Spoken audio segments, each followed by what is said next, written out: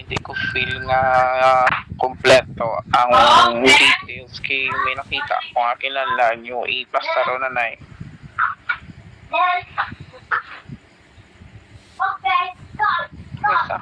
Masa makita plus taro na ibuligan ko ginawa improve ang pastel. Sige. Kadto ko sa introduction ha. Okay, sir. Hindi na kamo kilala ni. Like for example, the context of the study. Tatlo na may kaparagraph. Apat kili. Apat ni. Okay. Oh. Tinanggap. Sige. Ang first, I can look at to sa first paragraph.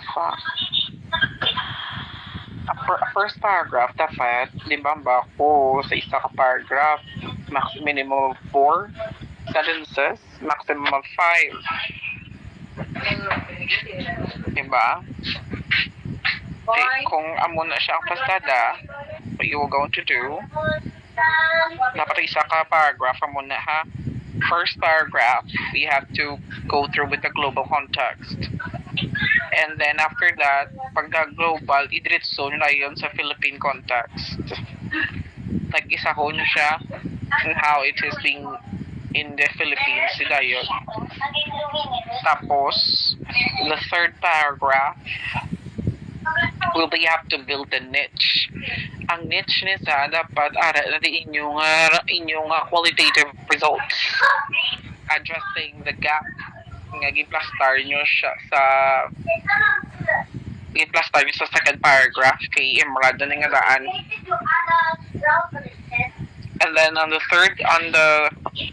fourth paragraph, dara na inyo plastaro ng significance of the study. Sa intervention,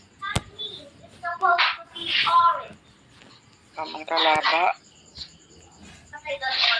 Ano na yung duwa ka paragraph, be?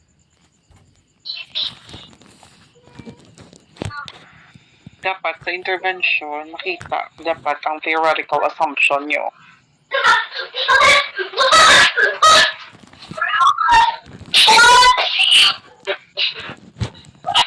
Hindi siya dapat makita. Okay, it's like, as what I have seen here, ang pagpastart sa intervention is like your theoretical framework.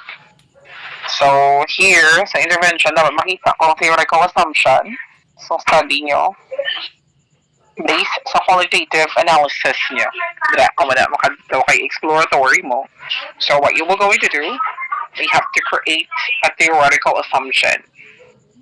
Okay? Next, duwala ni ka paragraph. And then contextualize it directly with the study. Kung paano nyo ipastar ang intervention. Muna. Next. Okay, let's get your review.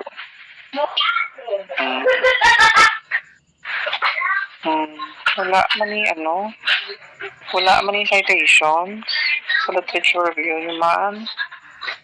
Butangin niya may citations may per area.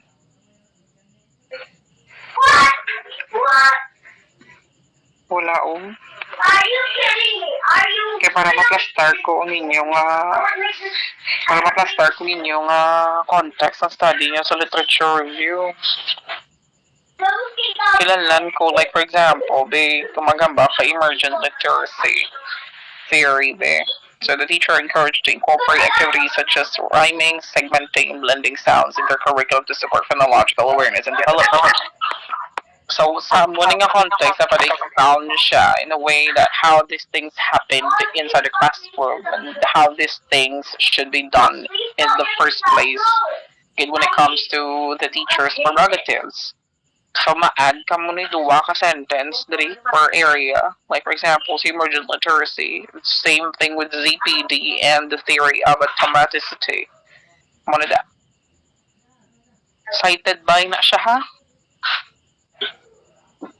And then sa methodology, what you will going to do, nga, di inya ang inyong qualitative. Wala ang qualitative, ha?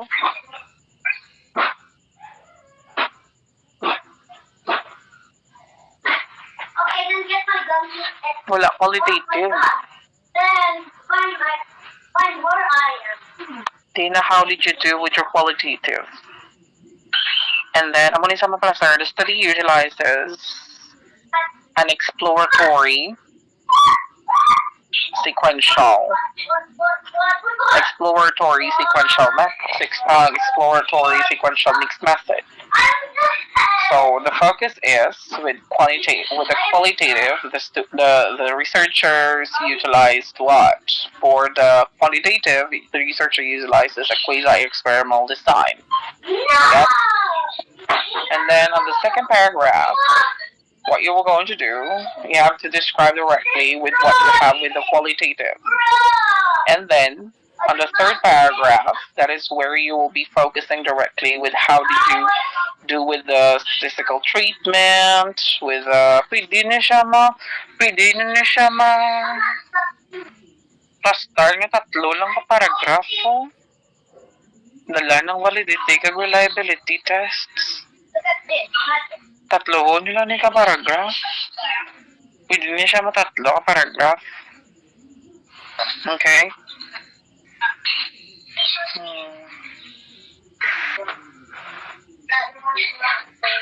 I need more citations sa table 1.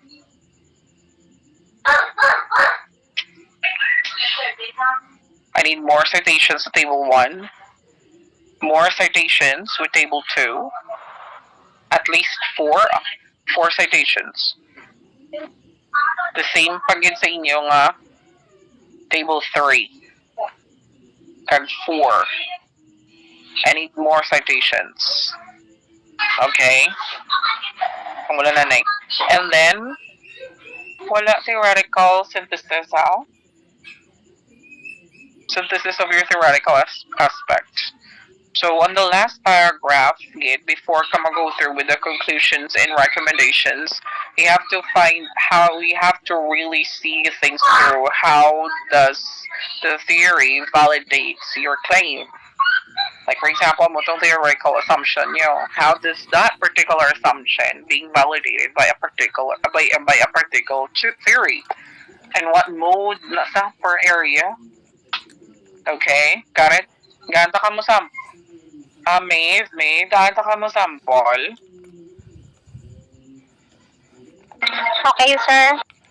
Hello nyo ha, I will going to give you one ang ila ni Kalumbera ng ginimo ko. Okay, tapos sa sila which I found that the context of their study is really substantial naman. So magkita ko galing na substantial na siya, and it's really good. That's the time that I will be focusing on editing it and revising it all throughout. So I will be yung pang highlight ko na tanan, pero I want you to search kung paano gi-plaster ang kada paragraph na ha. Gets nyo, people? Okay, sir. Sige. I-send ko dahawi, platanawon yung subong, kay para magaan, para maintindihan nyo kung ano ginahambal ko, kay natapos na ni. No worries. Aray ko rin sa inyo, okay. Iba online. Sige. Forward. Ano gani ni? Ano ko mo gani? Edo 4? Ano ko mo gani? ED 03, sir. 03 na. I'm gonna see this one. Yeah, boy. Ay, message ko. Ay. Wait lang. Hindi ko mo-forward out. Okay, that guy. Okay. Okay, para kanto na ko dahil sa next.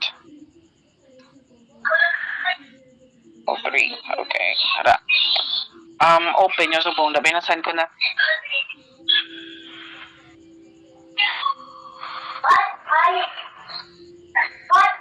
Nakita niyo na? Gamit ka mo desktop o kung computer, kung ano, Guys, phone. can you please?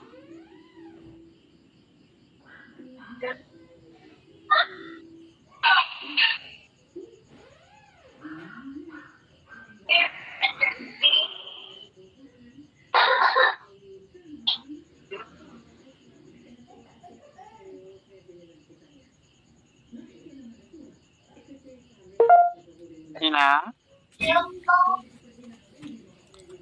Okay. Pare na sir na, okay na sir.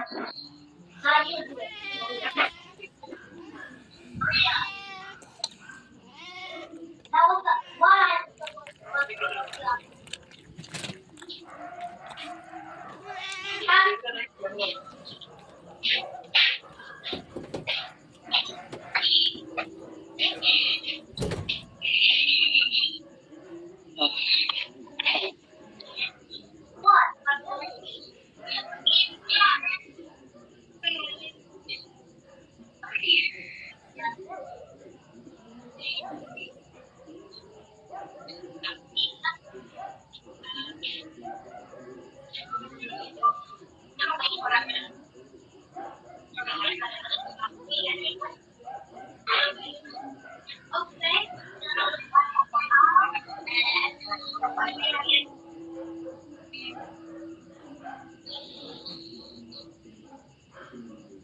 Nakita niyo?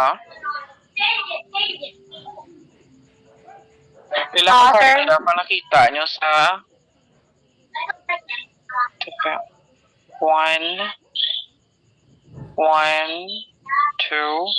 3, 4.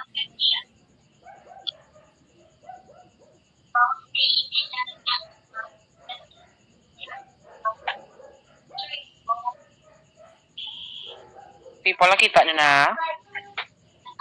Kamatiun? Nakita niyo na? Yes sir. Okay. So, nakita niyo sa may introduction. Tanawan niyo mula kung ano kaklaro ang pagplastar sa gap. Kita niyo?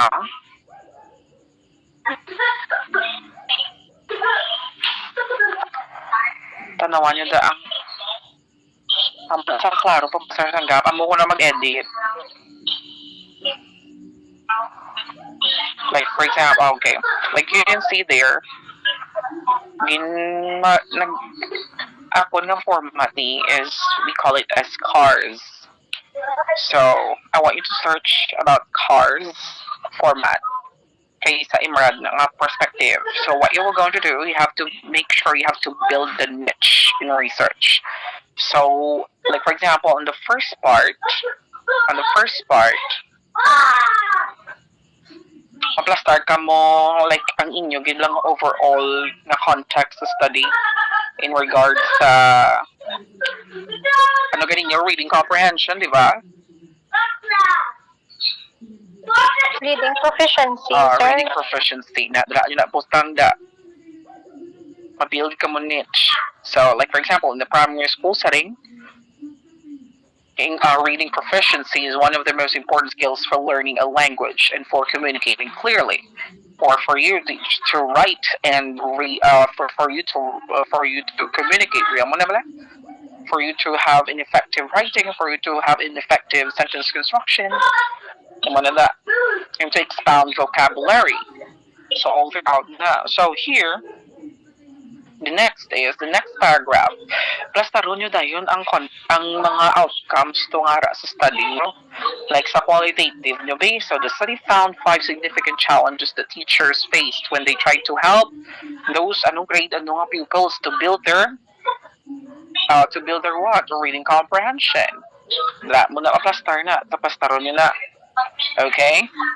And then after that, that's the time that you will going to deliver the context established around the world. Like Asia, global, basta ron nila. And then that's the time that you go through with, kita nyo da sa may third paragraph, last two sentences. Like, for example, this lack of attention to primary school students who are at the critical stage in building basic skills makes it even more important to study the reasons for these problems. This gap needs to be closed to make solutions that are right for the kids' age and directly address the problems that they are having learning how to put together sentences. Kita niya? Now, what you are going to do in order for you to grasp full control of what has been stated with the gap, that's the time to put there the significance of the study. So to fill this gap, the current study tried to figure out why elementary school students have trouble making compounding complex sentences.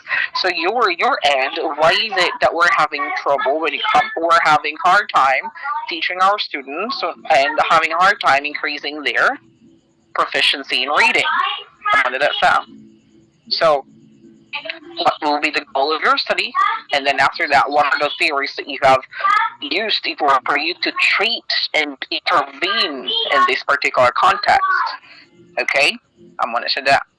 And then that's it. And then the next part will be the intervention. Makita niyo pila ka paragraphs na intervention. Pila ka paragraph ang nakita niyo sa intervention?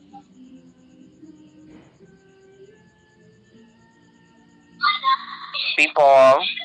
Dua lang, sir. Dua. So you can see there, nakita niyo yung theoretical assumption. Ara yung theoretical assumption sa first sentence. Tanawan niyo bila. So the theoretical assumption here, you base it with what you have, the challenges that you have faced directly using your qualitative research, because this is exploratory. So the exploratory context, so you have to put this as an assumption for you to target what you want to deal with your quantitative research. Okay, because in the quantitative research, this is where theories and, of course, the synthesis of what we are now dealing with, whether we are open for increase in proficiency or proficiency in reading, or somehow helping our students based on the mentioned theories. How does the particular assumption being validated by your theory, and how, according to the theories, how can we make sure to help our students really improve their reading proficiency? Yes? Okay, so that's it.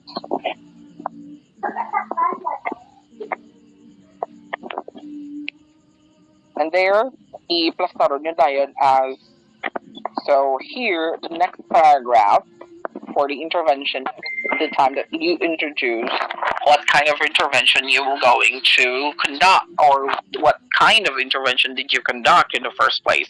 So gamification, nakama diba? Am I right?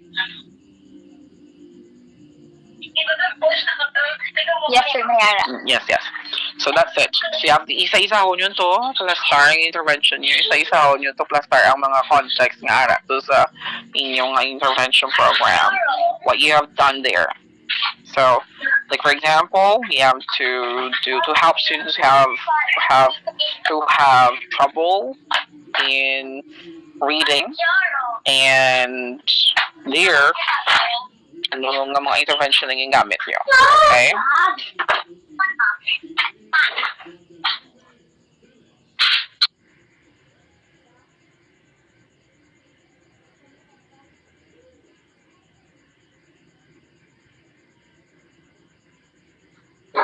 Okay, next to it will be with the statement of the problem. Copy-paste nyo na lang to tayo. Okay? It's not mine, it's Jason. Next is the literature review. Kita nyo daw sa literature review, pila ka paragraph sa literature review? 4. So here on the first paragraph, we have to introduce the challenges. Okay? The challenges that the pupils face when it comes to their reading proficiency. And then, how do we solve, where is the root of this problem? Okay? And how did the other researchers address this? Okay, that's the second paragraph. And then there, the next paragraph will be, you have to put there the context. Ang ano to, summarize yung three main theories, okay, and then contextualize it based on your study, and try to put citations also. Okay. But then again, here, no need na for citation during a part. So during a part, you don't have to do with citations because, Andrea, you have to explain directly how the theory helps those particular contexts and ipastar nyo sa inyo literature, the first two paragraphs, okay? And then, there, sa second paragraph, the last paragraph, that will be your synthesis. So, in your intervention program, what did you do? So, if you utilize gamification, then that's the time that you expound it on that particular part. Okay? Got it? Yep. Ang mga activities nyo based on the theory, gamification based on the theory, sa naman nyo dagin isa gina iya, model by model, theory by theory, gina kung ano nga klase ni intervention ang kinasuggest mismo sa mga researchers. Okay? Got it? Nakita nyo man da? Yun sa isa nila, no? Guys, if you find this car, Nakita nyo? I will meet you at the school. Nakita nyo? Yan, muna pag-plaster, ha? And then some methodology, pila ka paragraph sa methodology.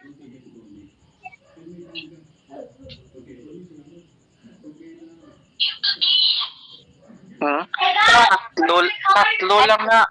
Tatlo. So, there on the first paragraph, you have to explain there what kind of research design you used. So, this is exploratory sequential mixed method. So, there, Mayor, nakamugay on how you focus. Where is the focus of the qualitative and where is the focus of the quantitative? See? Ara muna po plaster nila da.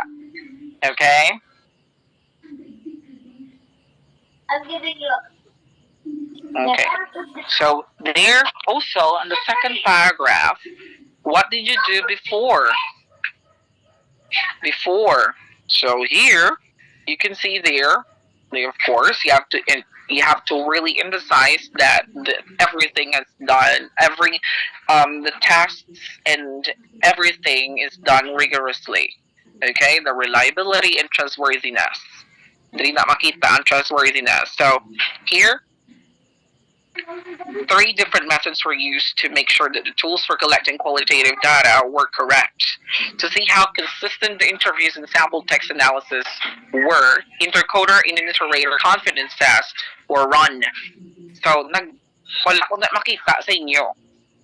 So, sino na naghambal? You have to make sure to put the philosophical underpinnings there. And how this intercoder and iterator should be done in the first place. Like, for example, they cited Brown. Okay?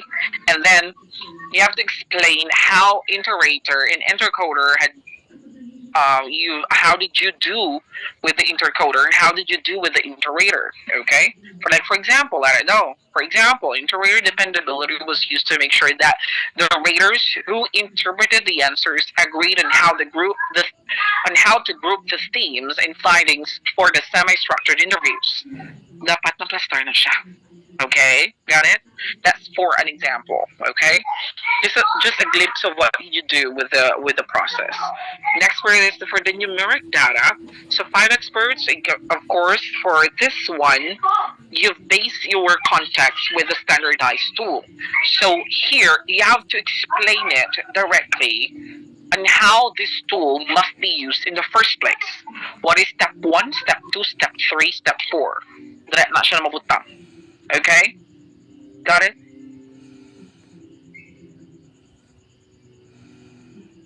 And then on the third paragraph, that's the time that you will going to, how did you handle the data? That's it.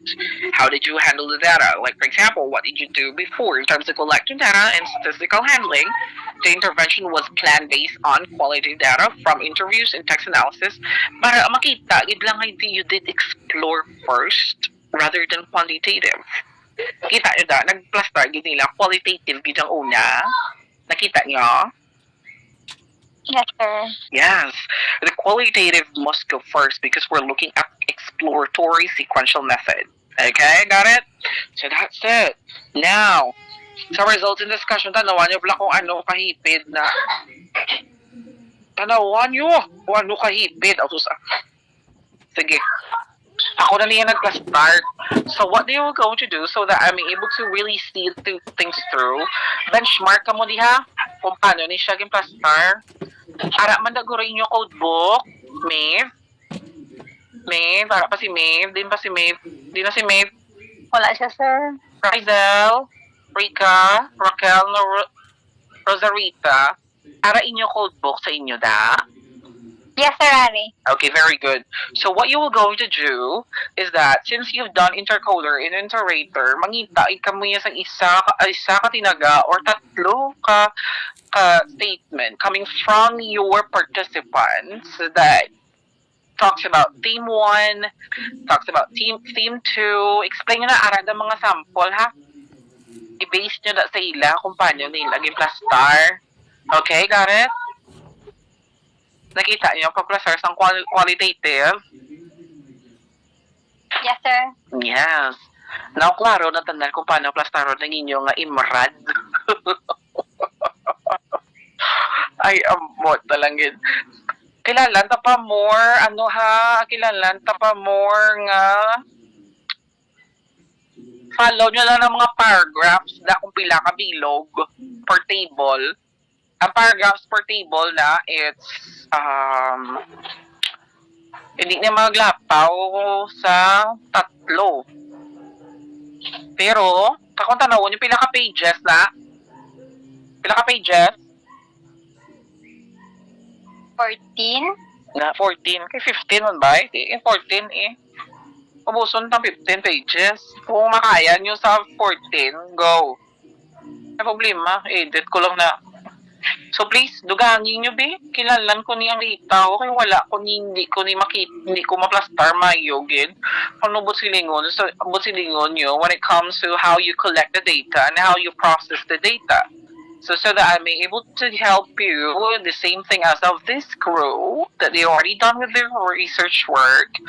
You have to provide me with those things that I've mentioned a while ago. Okay? Got it, people?